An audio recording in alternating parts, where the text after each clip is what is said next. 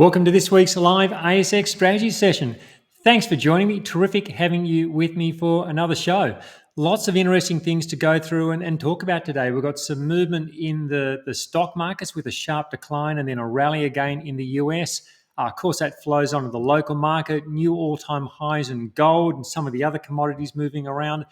And I've also got a couple of stocks I want to show you, and I also want to go through any stock codes you'd like me to have a look at. So get those ready. We'll go through those a little bit later on. Of course, everything today is general commentary only, doesn't take anyone's personal situation into account. Having been through that, let's jump into our first chart for the ASX 200 up here on the screen. And we have a new all-time high in the ASX 200. That's the first all-time high for 2025. And it comes after a relatively short period of uncertainty where prices came back, declined by about 6%. And it's actually really interesting. On average, the market has about 3 declines of 5% each year. And you can see them here on this chart from the last 12 months. Here's the first one over here in April. Then we had another one in July, and then now again, there's our 5% or so decline in December. And what often happens each time we get one of these sell-offs, many people think that it's the start of a crash or some lengthy bear market or things have really changed for the worse. And what then often happens is that a lot of people then go out and they sell stocks they probably shouldn't sell. More often than not, though, what we find, though, is prices do stabilize. And this is when we're in an upward trending phase. What we find is prices do stabilize, and then more often than not, they tend to move higher. And I think this is why it's so important to understand some basics of market structure. And I think if you can recognize some of the key features on the chart, well, then you can start to think more in terms of probability rather than simply reacting to headlines when you have the market going through what is often a relatively short-lived downward phase. I think the key structure to be aware of and to remember, and this is something we discuss each week pretty much in these sessions, it's rising moving averages. So this chart has a 50-day, it has a 100-day moving average, and these moving averages have been rising for pretty much the last year, actually a bit over that, probably about 14 months, going back here in around November, December 2023. And that sort of structure, rising moving averages, where the price is then above those moving averages, that's then typically associated with bull markets. And when this condition presents, the odds favour the sell-offs and all these periodic sell-offs that we had, the odds favour that those sell-offs are simply pullbacks within a rising trend. And that's how we've been approaching the ASX 200 for the last 14 months. So back down here when prices got above those moving averages, that's been the way we've been looking at this. It's been a market within an uptrend. And when you're in uptrends, it's like let uptrends work for you. Don't second guess them and try and be jumping out all the time. As it stands, I think the path of least resistance here remains to the upside. This is an environment to be long stocks and I think to be actively looking for opportunities. Of course, when I say that, it doesn't mean that people should go out and just buy any stock. Even in a bull market, there's typically going to be plenty of stocks which are in downtrends or like just stuck in ranges, not going anywhere. For me, it's all about identifying these underlying conditions and then cherry picking. It's about cherry picking from the index. It's about identifying the stocks within a rising market that are actually rising. And then I think those stocks, they're the ones where the odds favour the best gains with the least risk. Now, let me also show you another way of looking at the market. So this is the ASX 200 on a market cap basis.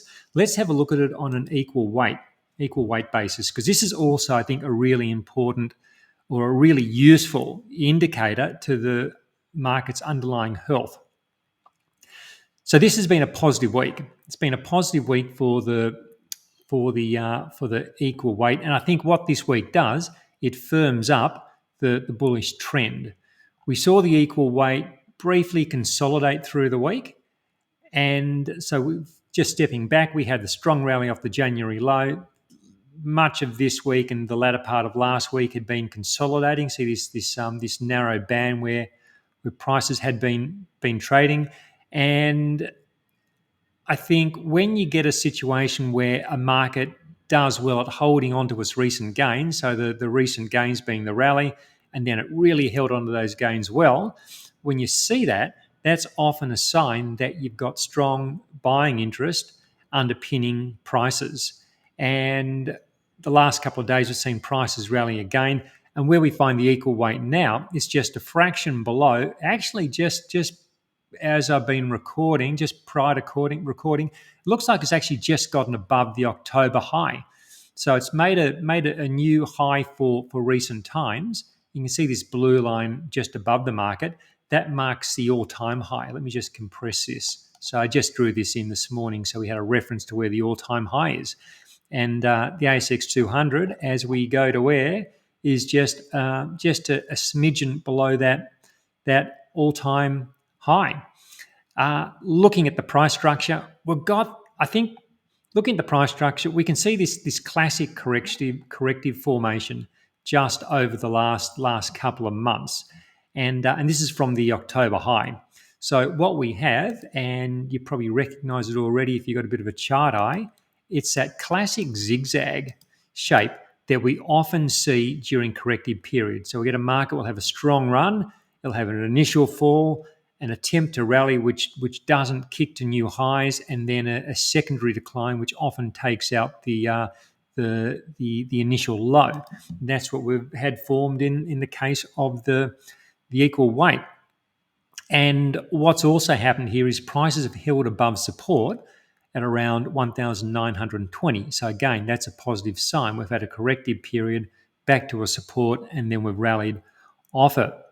And the final leg of this zigzag decline, another thing that did, it broke below the November low, but there wasn't follow through selling, so we could call that a false break. So it broke below a previous low. There wasn't additional selling that came through. Instead, the market stabilized. There was a little period of vulnerability for about 3 weeks as the market consolidated below the moving averages. But as we often discuss, vulnerability isn't a sell signal in itself. And that lack of follow-through selling and then the strong buying off the support, they're the key factors that keep the upward trend firmly intact.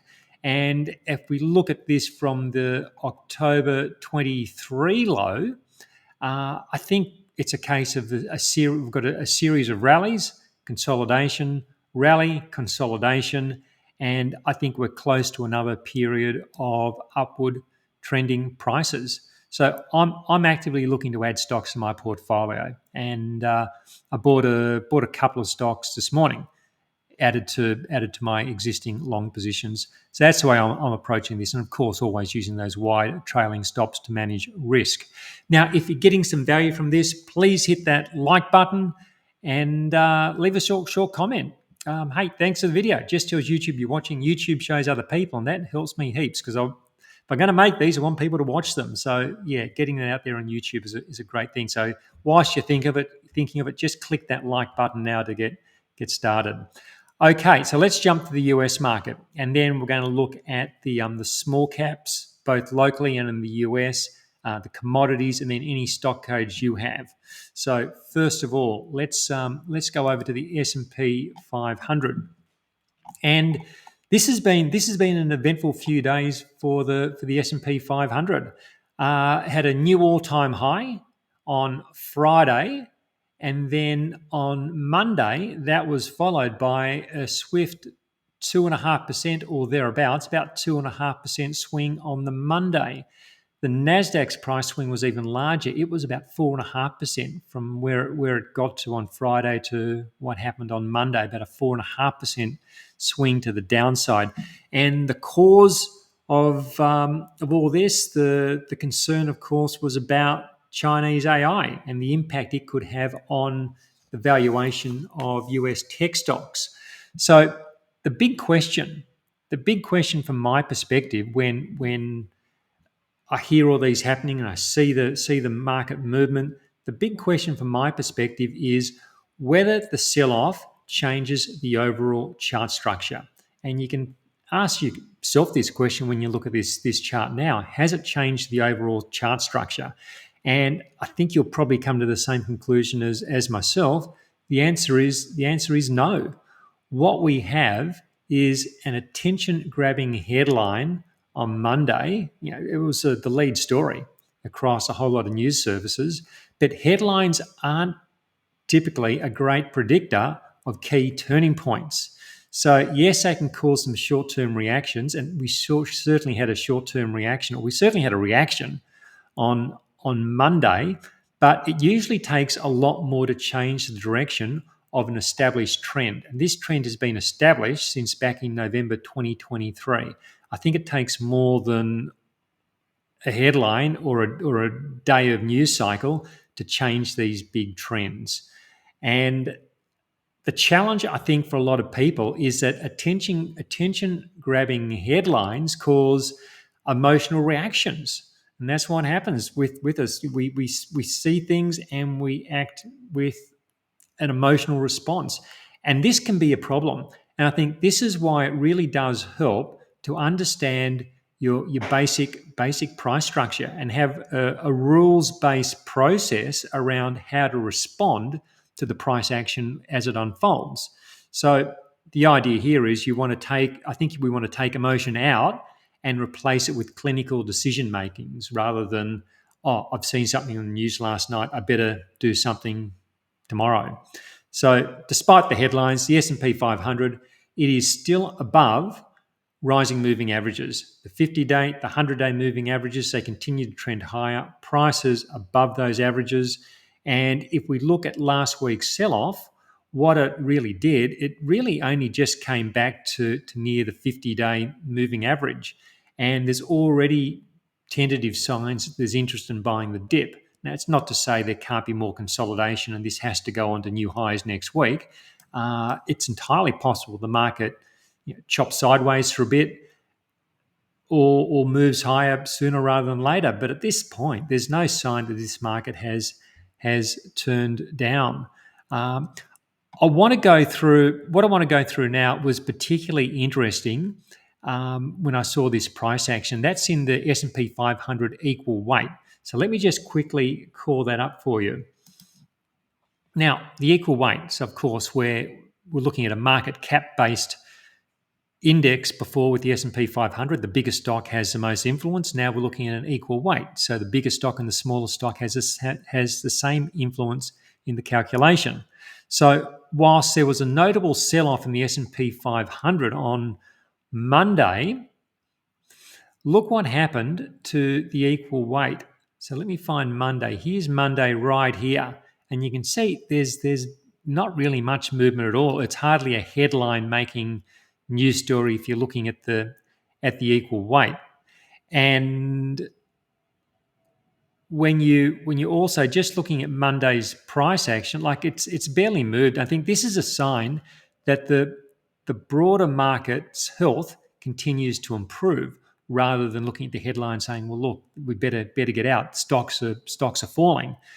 Well, some stocks, but not most stocks, according to an analysis of the equal weight.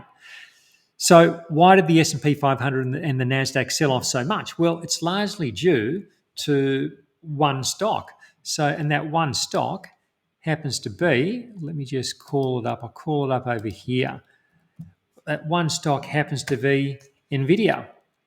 So let's have a look at NVIDIA. And NVIDIA was down close to 20% on Monday. And NVIDIA is about 6.5% of the S&P 500's entirety. So it's a big chunk. And it's a big stock moving a big distance on one day. And that's what causes a lot of that movement. There are other stocks involved as well. Microsoft was down and Apple was down. But this was a big mover. It was NVIDIA. And this is something to remember about market cap indices. Big stocks can have a significant impact on the index, and as we've been discussing, cause headlines. But when you come back and you look at the equal weight, well, as we've discussed, it doesn't really translate to what the broader market has been doing. And there's another reason to monitor the equal weight index. I think it can also help us make better overall assessment of what's going on in the market, rather than simply looking at, say, the S&P 500 and assuming every stock is selling off, because that was certainly not the case. Looking at this chart structure as it stands, we've got those rising moving averages we've been talking about, prices currently above the averages. We've spoken previously that there was a period of vulnerability earlier in the month when price was consolidating beneath the averages, and but since then prices have rebounded. I think the false break lower that we had about 3 weeks ago, 2 or 3 weeks ago, we had a false break from this consolidation. I think what that tells us, it tells us the selling pressure was weak. The buying, the dip quickly came in. I think that shows that the bulls are in control of the market at this point, and the path of least resistance continues to be higher. My view hasn't changed. I think the play is staying long and actively looking for opportunities. And as always, I'm using those wide trailing stops. It's not the market has to go up. It's a case of the market is currently going up. I'm going with that momentum, and I'm managing risk with wide trailing stops. I want to stay in winning positions for as long as possible. And I also, and this is really important, I want to have an escape path for when conditions ultimately change, because we do know at some point they will change. Okay. Small caps coming up, commodities, your stock codes, a couple of stocks I want to show you. But of course, that wraps up the free section. If you're not a strategy session member, there's a link below. Click that, come in, you get the full replay, and you get the link for the live session next week. And it costs very little money for what you're going to get. It just pays for putting all this on for you. All right, so let's go. Let's start with the